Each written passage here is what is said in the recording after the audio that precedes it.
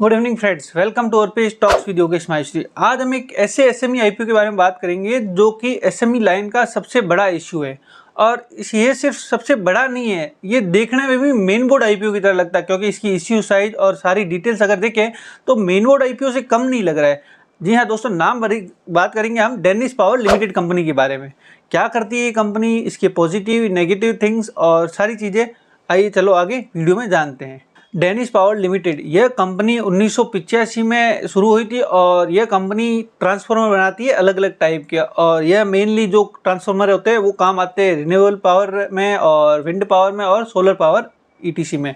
और अगर बात की जाए तो इस कंपनी की दो मैन्युफैक्चरिंग यूनिट्स है, दोनों ही जयपुर में है। पहली है सीतापुरा में और दूसरी है महिंद्रा वर्ल्ड में। और बात की जाए इस कंपनी के क्लाइंट्स की, तो इस कंपनी के क्लाइंट्स बड़े इंटरेस्टिंग है। टाटा पावर, वारी रिन्यूएबल, चेक्सॉन, एबीबी इंडिया और टोरेंट पावर जैसे बड़े बड़े क्लाइंट है इसके। तो क्लाइंट भी बड़े मजेदार है इसके। ये तो हो गई इस कंपनी की बेसिक डिटेल्स। आइए चलो जानते हैं इसके आईपीओ की डिटेल्स। ये आईपीओ ओपन हो रहा है 22 अक्टूबर 2024 को और क्लोज होगा 24 अक्टूबर 2024 को, जिसकी अलॉटमेंट की डेट है 25 अक्टूबर 2024 और लिस्टिंग की डेट है 29 अक्टूबर 2024। और अगर इश्यू की साइज की बात की जाए तो 197 करोड़ का इश्यू है, जो कि पूरा का पूरा फ्रेश इश्यू है। और अगर प्राइस बैंड की बात की जाए तो 360 के 380 के बीच में इसका प्राइस बैंड है। और लॉट साइज की अगर बात की जाए तो 300 शेयर का एक लॉट है। अगर जो रिटेल कैटेगरी में अप्लाई करना चाहता है तो उसको 1,14,000 रुपये चाहिए होंगे, और जो एचएनआई कैटेगरी में अप्लाई करना चाहता है उसको 2,28,000 रुपये चाहिए होंगे। और अगर बात की जाए रिजर्वेशन की, तो इसका रिजर्वेशन पूरा अलग है, एसएमई की तरह नहीं है, just like main board IPO की तरह है। क्यूआईबी के लिए आपका 50% रिजर्व है और रिटेल के लिए 35% और एचएनआई के लिए 15%। तो ये सारा का सारा एकदम मेन बोर्ड आईपीओ की तरह लग रहा है। इश्यू साइज भी बड़ा है, 197 करोड़ के आसपास। बात अगर प्रमोटर होल्डिंग की जाए तो प्रमोटर होल्डिंग प्री आईपीओ 100% है और पोस्ट आईपीओ 74% के आसपास रहेगी। और बात करें अगर इस इश्यू के डिटेल्स की, तो इस इश्यू का ऑब्जेक्टिव है पहले कैपेक्स और एक्सपेंशन। यह अपनी एक ही यूनिट में एक्सपेंशन करना चाहता है और दूसरी एक नई यूनिट अपनी प्लांट खोलना चाहता है। और वहीं बात की जाए तो इसको वर्किंग कैपिटल की रिक्वायरमेंट थी, इसलिए भी आईपीओ लाना था। और थर्ड इसका अगर देखा जाए तो इसको अपने डेब्ट का रीपेमेंट करना था। और फोर्थ देखा जाए तो जनरल कॉर्पोरेट पर्पस, जो कि हर आईपीओ में होता है जरूरी। तो वही 4 रीजन है जिसकी वजह से ये आईपीओ आ रहा है।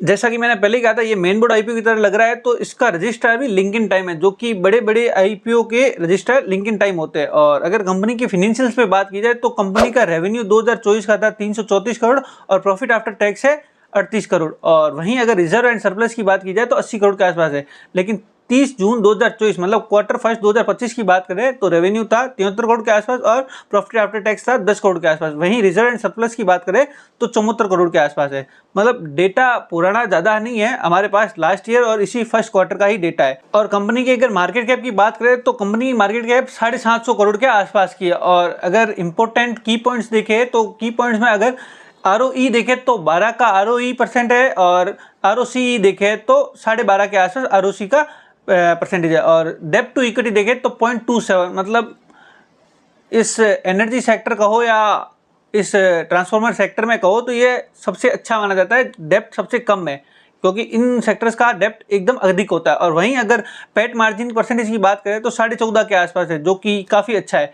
और अगर की पॉइंट्स की बात की जाए दूसरे तो ईपीएस प्री आईपीओ 26.5 के आसपास है और पोस्ट आईपीओ 20 के आसपास होगा। और पी रेशियो की बात की जाए तो प्री आईपीओ 14.5 के आसपास है और पोस्ट आईपीओ 19 के आसपास होगा।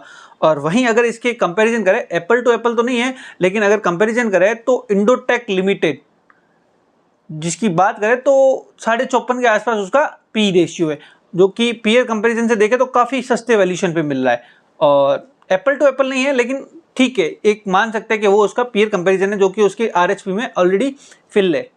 ये तो बात हो गई इनके फंडामेंटल्स की। आइए बात करते हैं इनकी स्ट्रेंथ और वीकनेस की।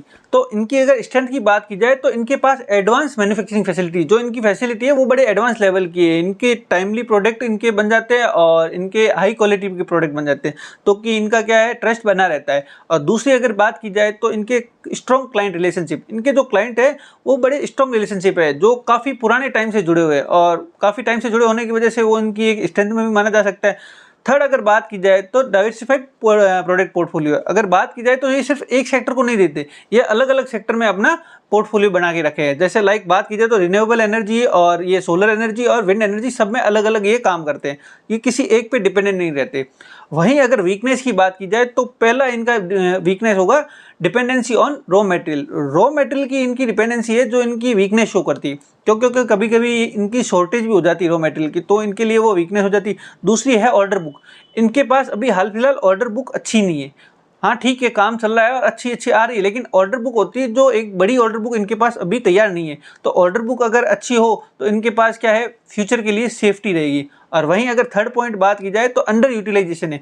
इस कंपनी की जो सारी मैन्युफैक्चरिंग यूनिट है वो पूरी से यूज़ नहीं आ रही है, तो इस वजह से इनकी कॉस्ट ज़्यादा हो रही है। अगर इनके पास ऑर्डर बुक ज़्यादा आ जाए तो इनकी कॉस्ट भी कम हो जाएगी और इनकी जो मैन्युफैक्चरिंग फैसिलिटी है वो पूरी यूज़ हो जाएगी। तो यह इनकी वीकनेस है। अब फाइनली बात करते हैं लास्ट में जीएमपी की और करना क्या है। तो जीएमपी की बात की जाए तो 150 रुपये के आसपास जीएमपी चल रही है, जो कि 40% है, और 530 के आसपास लिस्ट होने का आइडिया है। और वहीं अगर इशू की बात की जाए तो 380 रुपये का इशू है। और करना क्या है, मेरा पर्सनली सजेशन है आपको इसको लॉन्ग टर्म और शॉर्ट टर्म और मिड टर्म तीनों के लिए लगाना चाहिए, क्योंकि एनर्जी सेक्टर का आईपीओ बिल्कुल कम जगह आता है और ये आईपीओ अच्छा भी है। एसएमई वालों के लिए काफ़ी अच्छा है, क्योंकि इसकी साइज़ भी अच्छी है, खुलने के चांस भी है। इसी कारण इसकी जीएमपी नॉर्मल है 40%, नहीं तो बाकियों की 90% पहुंच जाती है। ये इश्यू बड़ा है, इसलिए इसकी जो जीएमपी है वो भी नॉर्मल है। और अगर बात की जाए इसके सेक्टर की ग्रोथ की, तो आने वाला फ्यूचर इस सेक्टर के लिए काफ़ी अच्छा लग रहा है। और कंपनी देखी जाए तो कंपनी भी अच्छी है, और अगर इनके क्लाइंट्स देखे जाए तो टाटा पावर, वारी रिन्यूएबल और एबीबी इंडिया लाइक ऐसे बड़े बड़े क्लाइंट है, तो क्लाइंट भी अच्छे हैं। तो इस कंपनी की ग्रोथ को लेकर कोई क्वेश्चन मार्क तो नहीं होता, बस थोड़ी बहुत अनसर्टेनिटी रहती है, लेकिन देखने में तो अच्छी लग रही है। हाँ, आगे जिसको लॉन्ग टर्म के लिए करना है तो वो आगे ट्रैक करते रहना, एकदम अंधा विश्वास नहीं करना चाहिए, ये मेरा पर्सनली सजेशन है। Thank you friends for watching us, and if you have any suggestion please put in the comment section, and please like, share, subscribe the video. Thank you.